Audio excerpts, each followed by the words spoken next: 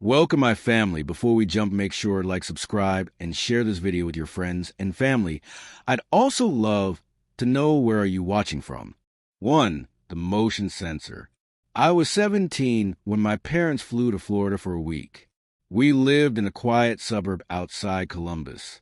Nothing ever happened there.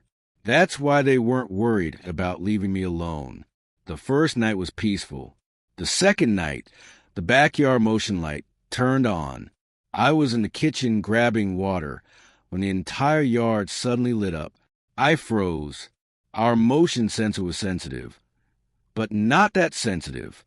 No wind, no pets, no trees close enough to trigger it. I peeked through the blinds. Nothing. I laughed it off. 10 minutes later, it turned on again. This time, I saw something. Not clearly. Just a shape near the fence. Too tall to be a dog. Too still to be a person casually walking by. I locked every door and went upstairs. At 2:13 a.m., my phone buzzed. Front door camera. Motion detected. I opened the app. The camera showed my porch. Empty, but the motion alert kept triggering.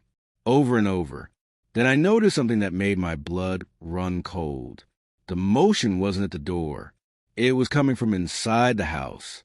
The camera angle had slightly changed, like someone had touched it. I didn't sleep that night. In the morning, I checked the backyard. The fence gate was open. We never used that gate. I told myself maybe I forgot to close it. That evening, I turned off all the lights and stayed upstairs. At exactly 2:13 a.m. again, the motion light came on. This time, I didn't look, but I heard something I hadn't heard before.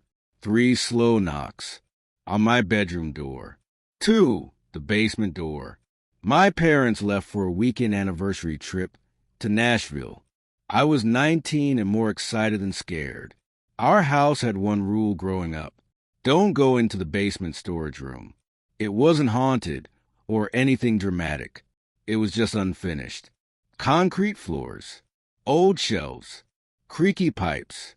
Saturday night, I was watching Netflix when I heard a loud bang from downstairs. I muted the TV. Silence. Then, the sound of the basement door closing. Slowly, I walked to the top of the basement stairs. The door was shut. It had been opened earlier. I remembered because I tossed laundry down there. I told myself it was air pressure. I opened it. The light was off. Halfway down the stairs, I noticed something strange. The storage room door at the bottom was slightly open. That door always stuck. It never opened easily. I called out, "Hello?" No answer. When I reached the bottom step, the light flickered on by itself. That's when I saw it. A folding chair, placed directly at the bottom of the stairs, facing upward. Like someone had been sitting there, watching. I ran upstairs and locked myself in my room. The next morning, the chair was back folded against the wall. My parents swear they didn't move it. But here's the worst part. The basement storage door has a lock, and the key has been missing for years. 3. The Alexa voice.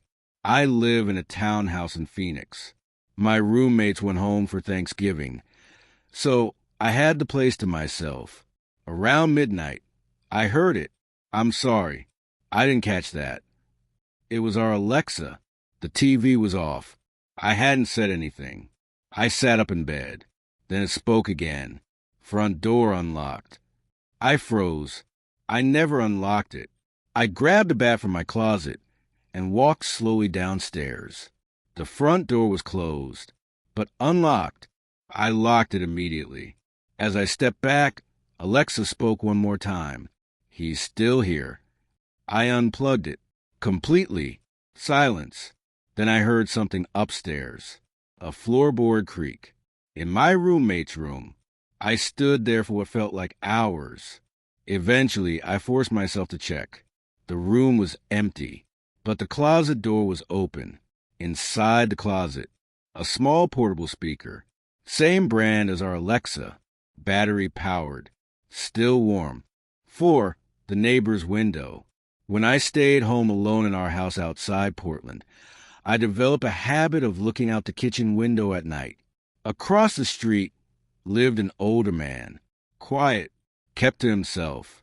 The first night alone, I noticed his upstairs bedroom light flickering. The second night, I noticed him standing at the window, just standing, looking out. At first, I assumed he was just awake. But on the third night, I realized something terrifying. He wasn't looking at the street. He was looking at my house. Specifically, my window. I stepped back into the dark. The next night, I didn't turn on any lights. I stayed in shadows. At 1 a.m., I slowly peeked through the blinds. His room was dark, empty. Relieved, I went to bed. At 3:07 a.m., I woke up to a sound, a soft tapping. On my window. I live on the second floor. 5, the spare key.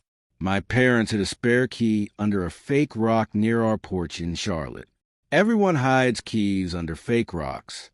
That's why I moved it when they left town. Or at least, I thought I did. Friday night, I came home from a friend's house. The front door was locked. Good. Inside, everything looked normal. Until I went to the kitchen. A cabinet was open. I never leave cabinets open. I checked the spare key hiding spot. The fake rock was slightly tilted. I lifted it. The key was there, but it was wet. It hadn't rained. I told myself I was paranoid. That night, I couldn't sleep. Around 2 a.m., I heard whispering. From the hallway. Not loud. Just enough to know it wasn't the TV. I grabbed my phone and turned on the flashlight. The hallway was empty, but something was written on the wall, in faint damp streaks. 3 words. Wrong hiding spot. 1, the garage code. My parents left for a week-long cruise, and I had the house to myself in a quiet neighborhood outside Denver. We never use house keys. We use a garage keypad. Saturday night, I ordered pizza. When the delivery guy left, I closed the garage and went back inside. At 11:47 p.m., I heard the garage door open. The mechanical hum echoed through the house. I checked my phone. No one in the family group chat. I walked to the mudroom door that connects to the garage. It was slightly open. The garage light was on, but the garage door was closed. Confused, I checked the keypad history through the app. 1 entry. Code accepted. 11:46 p.m. That was 1 minute before I heard the sound. Only 4 people knew the code. Me, Mom, Dad, and my uncle in Austin. I called everyone. No one used it. Then I noticed something worse. The code used wasn't ours. It was the old code we stopped using 2 years ago. 2, the attic footsteps. Our house in Milwaukee had an attic we never used. No stairs, just a pull-down ladder from the hallway ceiling. When my parents went to visit relatives for Thanksgiving, I stayed behind for work. First night alone. Around 1 a.m., I heard a thud above my bedroom, then slow footsteps. I told myself it was the house settling. Second night, it happened again. This time clearer. Step, drag. Step, drag. I grabbed a flashlight and pulled down the attic ladder. Dust fell everywhere. The attic was freezing cold. Boxes stacked everywhere. Nothing unusual until I turned to leave.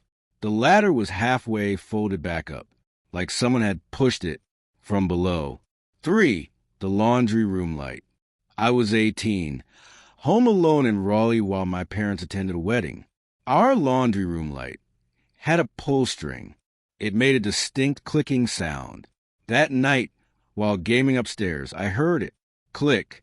Silence. Click. I muted my headset. Click. Slow. Deliberate. No wind. No pets. I walked downstairs. The laundry room door was closed. The light was on. The pull string was swinging, like someone had just let go. I stepped inside. The washing machine lid was open. I hadn't done laundry in days. Inside the washer, a wet hoodie, not mine, too big, men's size large, and it smelled like cigarette smoke. My parents don't smoke. We don't know anyone who does. 4. The smart thermostat. When I house sat for my aunt in Sacramento, she warned me the smart thermostat sometimes glitched.